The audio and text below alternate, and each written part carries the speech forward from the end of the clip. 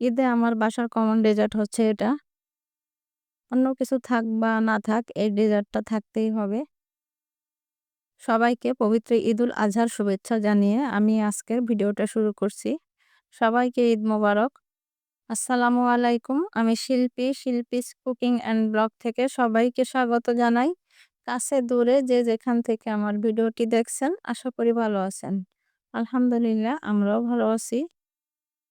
আজকের ভিডিওতে বেশিরভাগই আমার ঈদের দিনের আয়োজন নিয়ে ভিডিওটা করা হয়েছে। আর এখানে কিছু অংশ আছে ঈদের ২ দিন আগের। আমি আমার ২ মেয়েকে নিয়ে তালতলা মার্কেটে গিয়েছিলাম।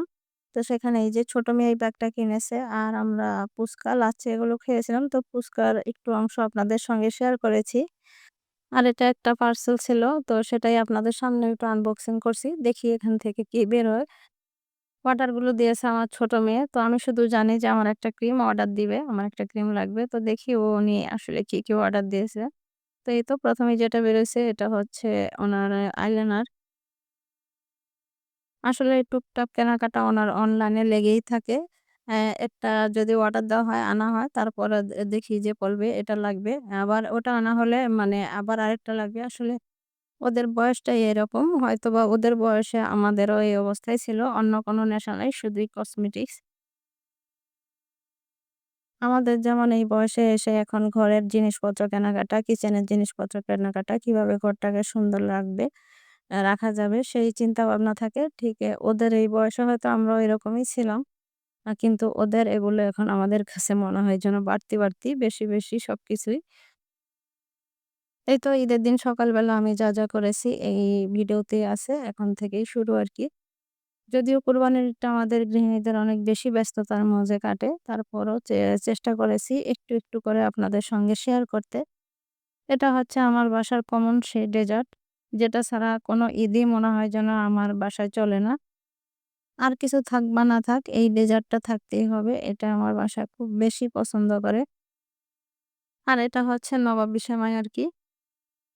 আপনারা যারা আমার পুরনো ভিউয়ার্স আছেন তারা হয়তো একটু খেয়াল করলেই দেখবেন যে আমার ঈদের প্রত্যেকটা ভিডিওতে এই নবাবী সেমাই থাকবেই। নবাবী সেমাই আর হচ্ছে চটপটি।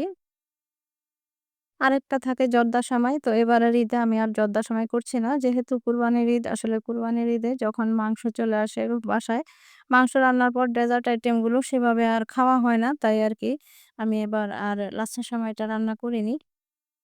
সেমাইগুলো আমি খুব ভালোভাবে স্প্যাচুলা দিয়ে চেপে দিয়েছি। খুব ভালোভাবে চেপে দিলে যেটা হয়, আপনার সেমাইটা যখন কাটবেন তখন একদম কেকের মতো উঠবে।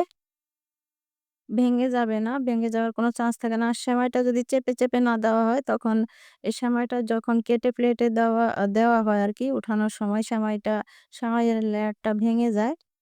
তখন সেমাইয়ের এই ক্রিমটা বের হয়ে যায় আর দেখতে ভালো লাগে না। আর উপরের যে সেমাইটা তখন ওই সেমাইটাও কেমন নরম হয়ে যায়।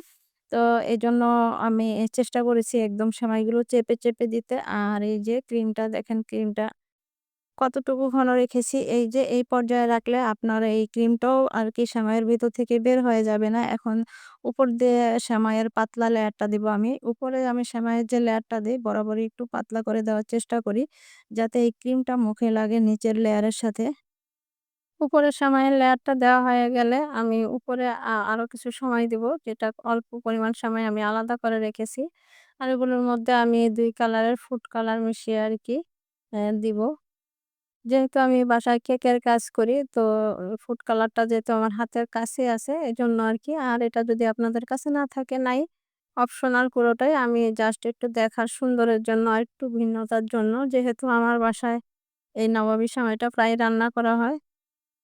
তাই দেখতে যাতে একটু আলাদা লাগে তাই আরকি আমি ফুড কালারটা মিশিয়ে তারপর উপরে দিয়ে দিব। এটা হচ্ছে গ্রিন কালার। আর গ্রিন কালারটা যদি খুব হালকা পরিমাণে ইউজ করা হয় তাহলে কিন্তু এই কালারটা আসে। আর এটা হচ্ছে অরেঞ্জ কালার। এটা অরেঞ্জ কালারটা আমি খুবই হালকা পরিমাণে ইউজ করেছি। দুটো কালারই আমি ১ ফোঁটা করে ইউজ করেছি। আর খাবারের মধ্যে গাঢ় রং ইউজ না করাই ভালো, হালকা কালার ইউজ করাই ভালো।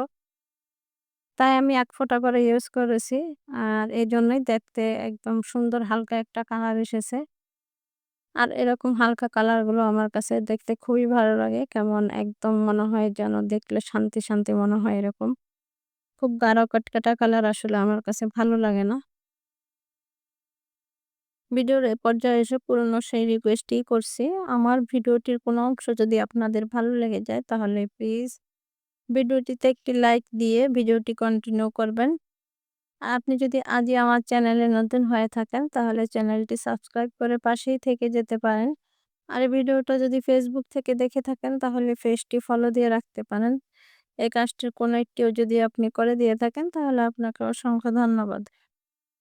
আমি এখানে নবাবের সময়টা রেডি করতে, করতে চুলায় কিন্তু আমি প্রেশার কুকারে চটপটির ডালটা সিদ্ধ দিয়ে দিয়েছি। প্রেশার কুকারে সিদ্ধ দিলে যেটা হয় ডালটা তাড়াতাড়ি সিদ্ধ হয়ে যায় এবং চটপটির যে ডালটা অনেক নরম এবং সফট হয়। একা হাতে যেহেতু কাজগুলো করছি তো ধীরে সুস্থে একটা, একটা করে আরকি রুটিন মাফিক করে নিচ্ছি। আর যেহেতু কোরবানির ঈদ আবার গরুর মাংসটা চলে আসলে মাংস রান্নার একটা ঝামেলা পড়বে। তো সেই কাজগুলো আমি আগেই গুছিয়ে নিয়েছি। গরুর মাংস রান্নাতে মসলা যা লাগবে সব আগেই নামিয়ে রেখেছি। আর যেহেতু কুরবানির মাংসটা পরিমাণে একটু বেশি রান্না করা হয় কারণ আত্মীয়স্বজন আছে এবং যারা এই কুরবানির সাথে যুক্ত আছেন আরকি কাজ-টাজ করেন তারাও আছেন, তাদেরকেও খাওয়ানো লাগবে। তো এজন্য পেঁয়াজ-টেয়াজও বেশি প্রয়োজন। তো এগুলো আমি আসলে আগের দিন রাতেই সব গুছিয়ে রেখেছি। পেঁয়াজ কেটে রেখে দিয়েছি। যাতে মাংসটা আসলে আমি মাংসটা কেটে সাথে, সাথে বসিয়ে দিতে পারি। তো এই তো এখানে আমার চটপটিটাও রেডি হয়ে গেছে। আর চটপটির টকটা কিন্তু আমি আগের দিন রাতেই বানিয়ে ফ্রিজে রেখে দিয়েছিলাম। যেই কাজগুলো আগের দিন রাতেই করা যায় আরকি, করা থাকলে কোনো সমস্যা হয় না। তো সেই কাজগুলো আমি আগেই রেডি করে রাখি। এতে করে মূল কাজের দিন আরকি অত সমস্যা হয় না। খুব একটা তাড়াহুড়া বা পেরেশানিতে পড়তে হয় না। যেহেতু ঈদের দিন একা হাতেই কাজ করতে হয়। আর নির্দিষ্ট সময়ের মধ্যে কাজগুলো শেষ করতে না পারলে নিজের কাছেও ভালো লাগে না। খুব তাড়াহুড়া মনে হয়। তো এবার আমি যেহেতু ঠিক করেছি যে জর্দা সেমাই করব না, নবাবী সেমাই করব। কারণ একসাথে দুটো সেমাই কুরবানির ঈদে আসলে খাওয়া যায় না। কারণ যখন মাংস রান্না করব তখন আর এই সেমাইয়ের প্রতি কারো টান থাকবে না আরকি, থেকে যাবে। তাই ভাবছি যে ভিন্ন কিছু একটু করি। মানে কেমন যেন ডেজার্টটা মনে হয় যেন কম হয়ে যাচ্ছে। তো এখানে আমি কিছু টোস্ট নিয়ে নিলাম।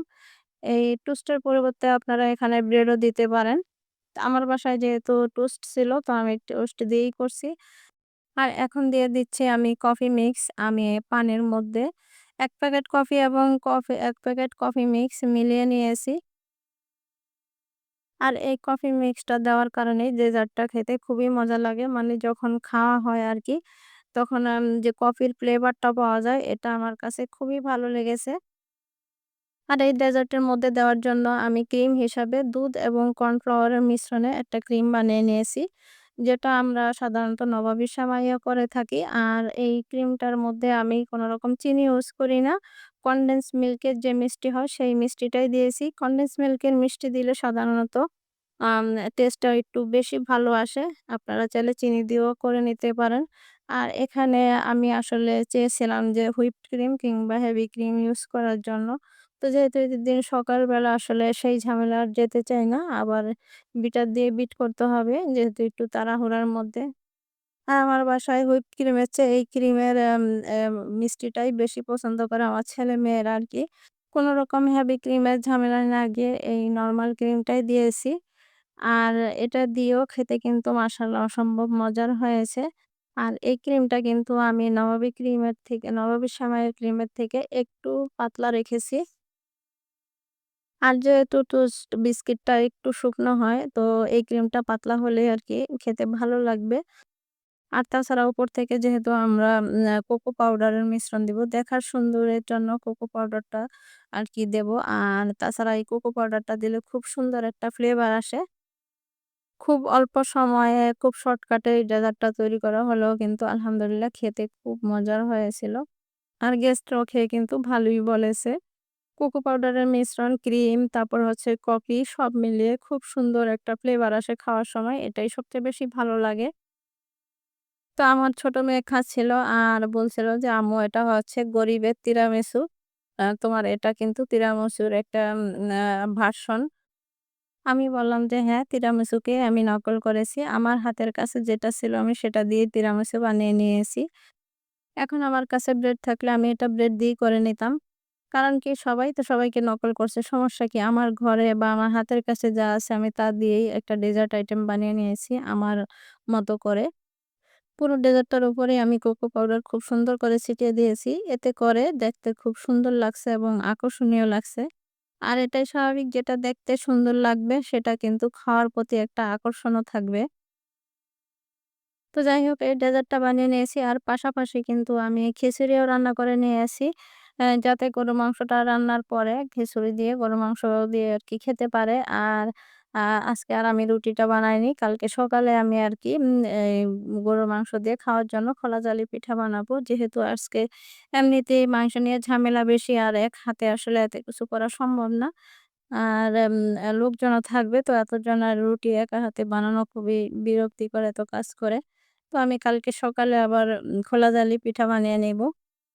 আর এটা সবসময়ই কুরবানি ঈদের পরদিন হয় আরকি। আমার হাসব্যান্ডের জন্য এই পিঠাটা বানাতে হয়। ও পরদিন এই কুরবানির মাংসটা দিয়ে খায় আরকি। তো এই তো এখানে আমি ২ রকমের মাংস ২ টো চুলায় বসিয়ে দিয়েছি আরকি, রান্না করে নিয়েছি। খুব শর্টকাটে আপনাদের সঙ্গে একটু শেয়ার করলাম। এটা হবে একদম ভুনা মাংস, ছোট, ছোট টুকরা দিয়ে আরকি, সাথে কিছু কলিজা আছে। তো এটা একদম শুকনা করে ফেলবো। আর পাশে হচ্ছে বড় মাংস হাড়সহ বসিয়েছি। ওটা একটু মাখা, মাখা থাকবে। আর এই ভুনা মাংসটা আরকি আমার হাতে সবাই খুব বেশি পছন্দ করে। আর এই তো এটাতে একদম মাখা, মাখা ঝোল থাকবে। আর এটা হচ্ছে ভাত বা খিচুড়ি দিয়ে খাওয়ার জন্য। আর ওই ভুনা মাংসটা কিন্তু রুটি, পরোটার সাথে খুব ভালো যায় বা চিতই পিঠার সাথে। আজকের মতো ভিডিওটা এখানেই শেষ করছি। আল্লাহ হাফেজ। আসসালামু আলাইকুম।